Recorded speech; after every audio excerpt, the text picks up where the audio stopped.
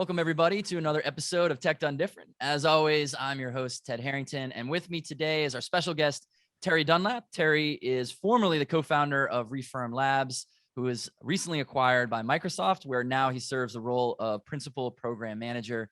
Terry, thanks for being on the show today. Ted, thanks for having me on, man. I appreciate the opportunity to share my stories and maybe enlighten your audience and help them out at the same time. Absolutely. Yeah, so you and I obviously first got connected because of the great contributions that Refirm Labs has made to IoT Village, and that's of course how we know each other. And then we started chatting about how you might participate in this podcast today, and it was a no-brainer once you started talking about the process of starting tech companies and ultimately getting acquired by Microsoft. And that I think a lot of our listeners today are probably wanting to go through a similar experience like that. So why don't we start there? Maybe you could just describe your journey a little bit and, maybe talk about successes or failures along the way. And we'll just kind of dig into the entrepreneur's journey in tech. Dude, how long is your podcast? Because I got a story that could go for hours, brother. I mean, let's start. And this is no BS. You guys can look this up on my LinkedIn profile. I actually have the news articles out there that talk about this story from a local reporter's perspective. But in 1985, I was actually arrested for computer hacking. And I was using the Commodore 64, 300 baud dial-up modem, war dialing, the whole war games type thing. We actually got involved, me and some friends, into actually credit card fraud. And so we started doing dumpster diving and piecing together the carbons of the credit cards. For anybody that is old enough to remember credit cards, when they had the old swiping machines and they had to take out the carbons and rip them up and throw them in the trash, we would go out to the malls in the middle of the night and actually dive through the dumpsters and pull out those carbon copies, piece them together, get the full credit card number, expiration date, everything, and then send them up to a BBS, a bulletin board system out west in California called The Well. And we would get credit card numbers from there. And then we would use those credit card numbers to just buy things, via phone call, catalogs at that time, because there was really no significant internet presence during that time. So we ended up getting busted. And thankfully, there were no actual hardcore laws on the books at the time. This was 1985. The first law to hit the books was the Computer Fraud and Abuse Act of 1986, which would have made our actions a felony under the government law. So the only thing they could charge us with was credit card fraud, even though we were hacking AT&T systems and war dialing and doing free long distance calls and ordering all kinds of crap. The only thing they could get us was for credit card fraud. And we ended up having 3 years probation. We weren't supposed to touch a computer, and this is as you're getting ready to go to college, and pay the court costs. So that was my introduction to computers and security and hacking. Was 1984 through 86, and they threw me in juvenile detention, which literally scared the hell out of me when I was in there, and it pretty much scared me straight. If anybody remembers the old TV series Scared Straight, I was one of those people who got scared straight, stayed away from that. So I stayed away from computers even in college. I didn't major in computers or do anything with tech. I actually got a degree in poli-sci and econ from college and then went to work in the financial industry. But it was many years later that I started working with an advisory firm, Deloitte & Touche. And I was talking to the sysadmin guy there about my past exploits, about how I got in trouble with the law, hacking around with computers. And he asked me, are you still doing that today? And I said, well, of course not. I mean, I have a Linux system, a lab set up in my basement. I like to tool around with that, play around with stuff, but I'm not doing anything criminal anymore. And remember, this time frame is very early 90s. And he told me at that time, he goes, well, do you know people actually nowadays get paid to break in to companies to test their security? And I was like stunned. This is This is penetration testing in its infancy. And Deloitte had a pen testing team. And he said, hey, let me make some introductions and maybe, you guys will hit it off and they have some openings and you might become a penetration tester. And sure enough, I did. I passed their tests. The stuff just kind of came naturally to me. And we were working on all kinds of different projects which opened me up to professional penetration testing, which I didn't even know was a thing up to that point. And so I'm getting paid to hack, and I thought this was awesome.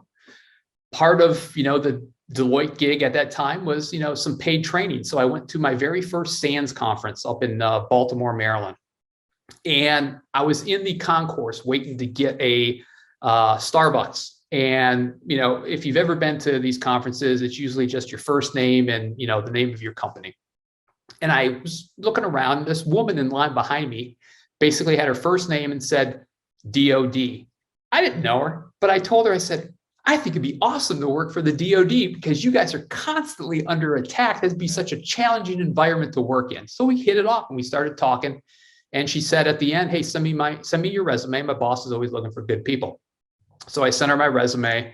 It took a while for any response to come back. And she finally said, hey, look, I'm going to let you talk to our recruiter because he's interested in bringing you in for some open positions. So be expecting a call from him. So I'm expecting this call. Eventually it comes in. He tells me his name and he says he's with the U.S. National Security Agency. Okay. I was floored. I couldn't believe it. So he told me that he got my resume from this person. Looked interesting. Can we conduct a phone interview? Said, sure enough, let's do it. So we did the phone interview. I passed the phone interview. They flew me out to the NSA. I did the whirlwind tour of interviews out there. By the end of a full day of interviews, I was told that there were like 4 or 5 different offices that wanted to present a job offer to me. And he handed me my SF-86. For those of you in the government, you know what that is. If you have a security clearance, it's basically the package you have to fill out. That is the paperwork for your security clearance. And this is, everything you've done the past 10 years, all your relatives on both sides of your family. I mean, the whole 9 yards. They want to know about your friends. So fill this out, get it back to us. They reacted to the credit card hacking. Well, that's what I told him. When he handed me this package, I was almost on the way out the door. And then I turned around and stopped. I said, I need to tell you about what happened when I was 17 years old. And I told him the whole story. And he said, well, you're not actively doing that now, are you? It's like, of course not. I mean, I'm getting paid to do it as a professional, but I'm not doing it maliciously or as a criminal. And he said, well, then don't worry about it. This is the skill set that we're looking for. And remember, this is now the point in time here is just shortly after 9/11. So this is October of, after the 9/11 attacks. And so the intelligence community is on a hiring spree. So the timing for me couldn't have been better because they were scrambling to get people filled in analyst roles, cyber roles to fight the war on terror. So I told him everything that happened. And he said, just get this package back to us, because the way that the NSA operates when they have a job opening is that they offer the job to 5, on average, 5 people for the same spot, simply because most people cannot pass the background check. So whoever passes the background check first out of those 5, give or take, is the one who gets the actual job offer. So obviously I went in and filled it out as quickly as I could, gave them access to anything that they wanted to have access to.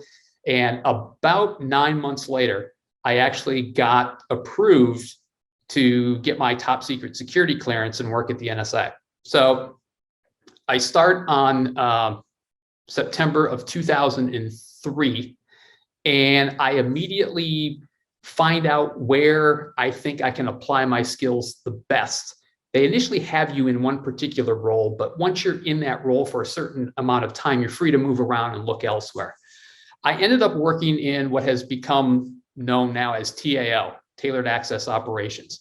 And in that group, my job was to identify vulnerabilities in the embedded devices that were being used by high-value terrorist targets.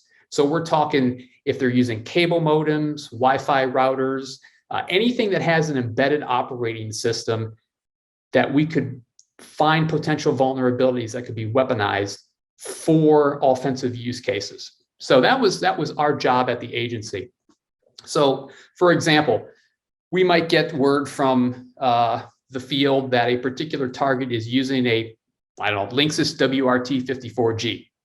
So we would go out to Linksys website, download the firmware, reverse engineer that firmware, looking for vulnerabilities. Once we find those vulnerabilities, now begins the arduous task of, can we actually weaponize these? Can these vulnerabilities actually be exploitable remotely? And that's a very time-consuming process. So anybody who's done this knows that this takes a lot of time, a lot of trial and error, and it's not always, you don't always succeed. It's like searching for a needle in a haystack. Yeah, so let me ask you about that. Yeah.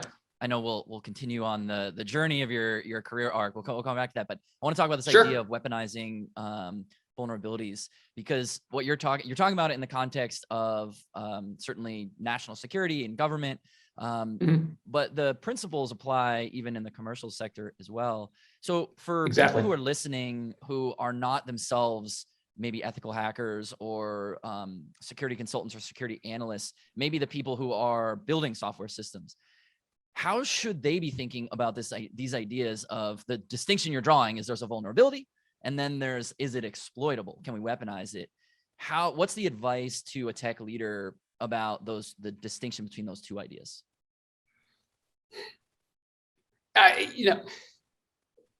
The way that we would approach things would almost be from a criminal perspective. How do we break into these places? And a lot of tech leaders don't have access actually to the source code or the firmware, and they still need to make these critical decisions on, do I buy this IoT device, sight unseen? What type of assurances do I have that it's actually secure? That's one of the things that my company, now acquired by Microsoft, is working on, and is taking our knowledge that we've used to identify these vulnerabilities and make it very easy for people in position, particularly builders of these devices, to make sure that their devices aren't exploitable by foreign actors like me in other countries, or that the enterprise is not currently running these on their existing network. Short of some type of automated system or some type of certification process that has yet to be developed. I mean, there are a lot of standards out there that say, manufacturers should follow these NIST standards to make sure that their firmware is secure. It's just a standard. It's not a law. It's not requiring anybody to do that yet. So automated systems, some of the platforms that we've developed that I'll talk about later go a long way in helping that. We're not there completely yet.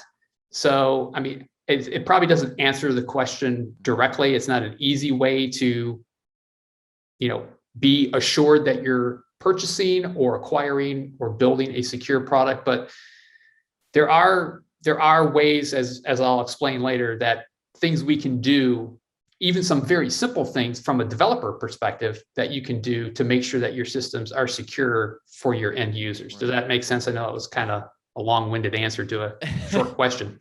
Well, so if we summarize, I guess, the different aspects to your answer, I think what I heard you say was two parts. It sounds like the advice is, part one is there are things that can and should be done in-house by developers and maybe even security professionals that might exist within an organization. And a second thing is there needs to be some degree of outside assistance.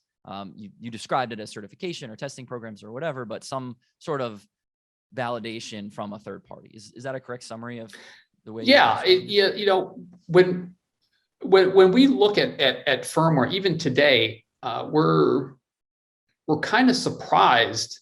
I mean, we're not surprised anymore, but initially we were surprised at how many vendors are shipping brand new products today, brand new products that are using open source library components that have high ranking severities and flaws that are 5, 10, 15 years old.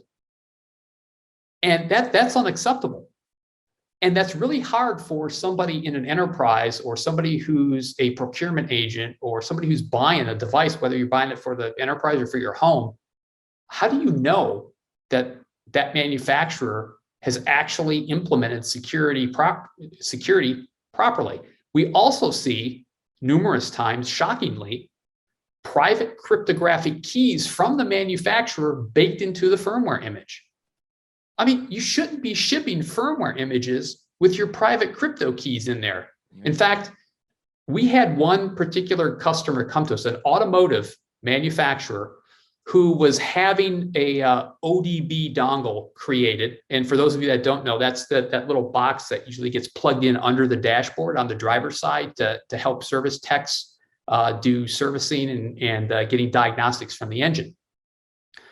Well, they wanted to create one that allowed service techs in the garage of these dealerships to wirelessly interact with the car, get all the diagnostics and update and flash firmware remotely without having to be hardwired in, which at this point in time, that's how the service techs would perform the upgrades. However, they wanted to come out with a new one that was wireless. So some consultants asked us, hey, can you look at this from this tier 1 supplier to this major automotive manufacturer and make sure it's secure? So when we started looking at it, there were 2 things we noticed. First thing right off the bat is that it fires up a wireless access point that is completely unencrypted and wide open. So anybody that's running aircraft could be driving around the dealership and easily see the access point that is coming off that particular dongle on that vehicle and attach to it and interact with it. That's issue number 1. Issue number 2 is that the tier 1 supplier actually had their private crypto key, the signing key for the firmware image, in the firmware itself. Now, a lot of people didn't understand what the security threat to that was. So we demonstrated it to them. We got the firmware off the device and the key. We made changes to the firmware image, innocuous changes, signed it as that tier 1 supplier and flashed it back onto that device. And so now when you actually got into the car, once our exploit, if you will, took effect, you turn on the turn signal to turn on the right one, the left one lights up, and vice versa. You turn on the air conditioner, the heat kicks on. You turn on the heat, the air conditioner kicks on. So we have demonstrated, look, you have this open Wi-Fi access point anybody can connect to. And if you had somebody nefarious like us connecting to it, we could extract that key off that firmware, modify the firmware, sign it, and flash it back onto that device into the vehicle, causing all kinds of chaos and commotion. So these are the things that we're finding in firmware today that, nobody's really checking this stuff except for companies like us that we came from this Intel background. We know how to take advantage of these flaws, and it's a new frontier. I mean, there aren't a lot of news stories about attacks as a result of weak or insecure firmware, but we're starting to see more and more of that trending nowadays because it is uncharted territory for a lot of people. Right. So I want to jump ahead a little bit to the part of, or the story, I guess, in your arc where you were able to build a company that you were able to ultimately be acquired by Microsoft. I think there's a lot of people listening who would be very, very interested in that entrepreneurial journey. So I know there's obviously a gap between where where I first interrupted you and started talking about. Yeah, that's fine. It's easy enough to cover. That's fine. Yeah, go ahead. No, I was just going to say, so, I spent some time at the NSA. I left the NSA, started my first company, Tactical Network Solutions, which is an offensive cyber company helping weaponize exploits for the greater intelligence community and friendly foreign governments. And as I mentioned, during our actual employment at the NSA, reverse engineering this firmware was a manual process, finding these vulnerabilities. So at Tactical Network Solutions, to meet the demand for the weaponization of these exploits, excuse me, we identified the need to start automating this process. So slowly over many years, I'm talking 5-7 years, we started to automate the process where we could go to a manufacturer's website, download the firmware, and in 30 minutes, give us a roadmap on where the weaknesses are and how we could turn those weaknesses into exploits. The skill set is not taught in schools. Well, maybe it is nowadays, but back then it really wasn't that much of a priority or much of an interest. So what we ended up doing was creating training classes to teach people how to do this. So that was Tactical Network Solutions, developing this automated way to identify vulnerabilities that could be weaponized, training people how to do this as well. And it was during this time that we actually showcased this platform we had developed at the time we called Centrifuge at an investor conference. It was somebody's idea in the company to say, hey, you should go to this event and talk to these investors. It's like, I don't want to talk to investors. I have a government contracting company. I'm doing well. I don't need anybody's money. So I went and I did it, and we got cornered right away by some investors and said, have you ever thought about using this platform to help manufacturers of IoT devices protect their firmware before they even ship it out to the market? And we hadn't thought about that because, you know, our mindset has always been offensive focused. So we've never played in the defensive world. So it took a lot of arm twisting from them to convince us that this was worth pursuing. Mm-hmm. So what we did is we took the core team and that platform we developed and spun it out of Tactical Network Solutions into a brand new company that was investor backed called Refirm Labs. And Refirm Labs had no connection to, you know, government contracts or the spooky world of intel or military, anything, nothing at all like that. My co-founder and I owned both companies, but Refirm Labs was in the defensive game. And right off the bat, we started acquiring customers like Charter Communications, AT&T, Netgear, Nestle, companies like this who are building IoT devices, understood where we came from with a different mindset. We don't go into it looking to secure stuff. We go into it looking how to break stuff. And if we can break it, then here's how we should fix it. That, I think, is what appealed to a lot of our customers, was given our background, where we came from, and how we kind of thought about the problem set differently. And so we ended up at the RSA Innovation Sandbox in 2018. And that's when Microsoft saw us, and they, unbeknownst to me at the time, they were already on an acquisition spree to build out this IoT end-to-end infrastructure from chip to cloud. And they had just made a purchase of CyberX out of Israel, who is able to go in and identify IoT devices on enterprise networks and do inventory and help protect those.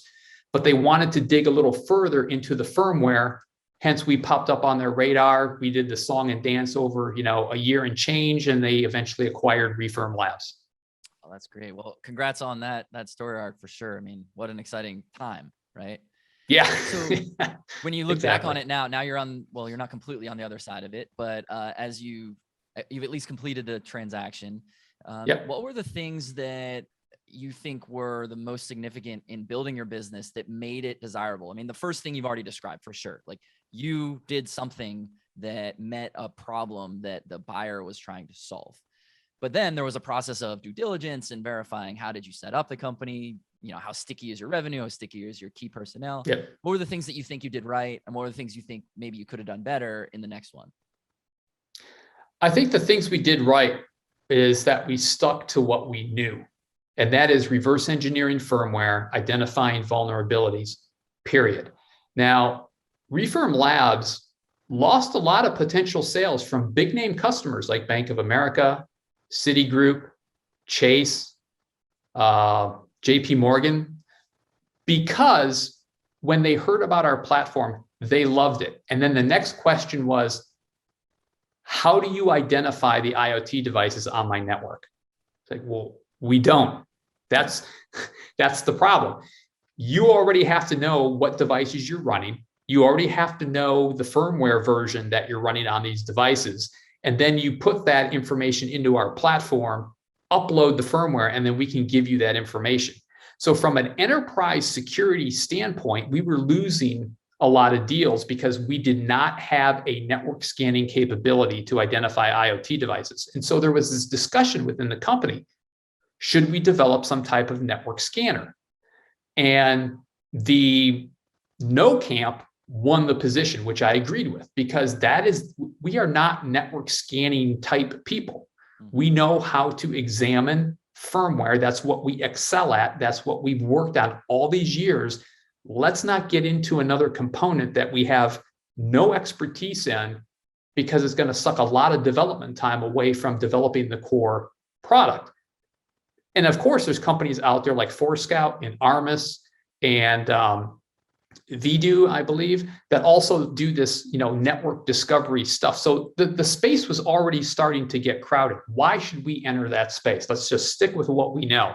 And we ended up finding a home with IoT device builders, because the way that we explained our value prop was, as you develop your firmware, even if you have source code analyzers checking your source code, you are probably integrating third-party components as well. Maybe it's a Marvell chip or an Intel wireless driver or something into your firmware image.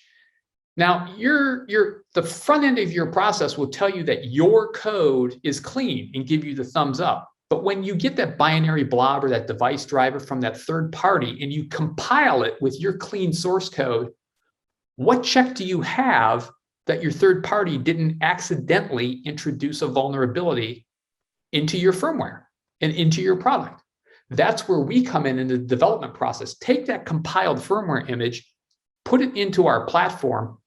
It'll reverse engineer it and show you where the vulnerabilities are. And hopefully nothing shows up. But if something does show up, there's a high probability it came from your supply chain and not necessarily from your developers. So that is where we gained a lot of traction, was with device builders as they were creating the software just before it goes into the device and out to the masses like you and me. That's pretty fascinating to hear you describe that, because I think what you have just described is probably something that every single entrepreneur experiences: the opportunity in an adjacent need. And it's the siren song that can sometimes, drag the ship onto the rocks, and you guys resisted it. So that's really cool to hear. And it's interesting to hear you describe that resistance as part of what you did right. So I think that's a really important takeaway for everybody. As our time comes to a conclusion here, is there any parting insights or wisdom that you want to share with our audience about how they can think about either the security aspects of what you described today or the entrepreneurial aspects of running a tech company? I think from the entrepreneurial side of things, you have to stay focused. Like I just illustrated, we didn't want to get distracted by chasing deals and chasing revenue based on a demand that we had yet to build a capability for. It is disappointing to go into a big name company like Bank of America or Citigroup and see what the potential is and know that you missed the deal because you can't scan the network for IoT devices. I mean, there was a lot of debate on whether or not to pursue this. And thankfully we stuck to our guns and stuck to our niche and pursued that. And that's very tough to do. I wish I could describe or have a checklist of like a coping mechanism on how to deal with that once it arises, but I really don't. But you have to understand what you're really good at, even if it's as niche as something as analyzing firmware like ours was. And if you can become the best in class for what it is you do, you will be recognized for it. And it did take some time. I mean, I started Tactical Network Solutions back in 2007.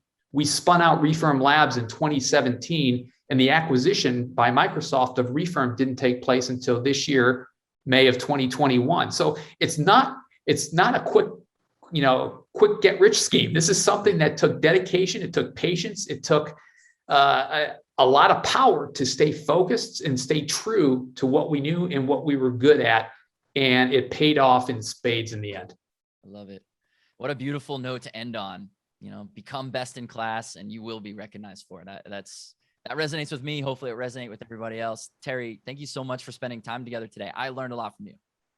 Ted, happy to do it anytime, man. I appreciate it. Thanks for the opportunity. Awesome. And for everybody listening, if you want to learn more about Terry, learn more about the show, or request to appear yourself as a guest, just go to tedharrington.com/podcast, and we'll catch you next time.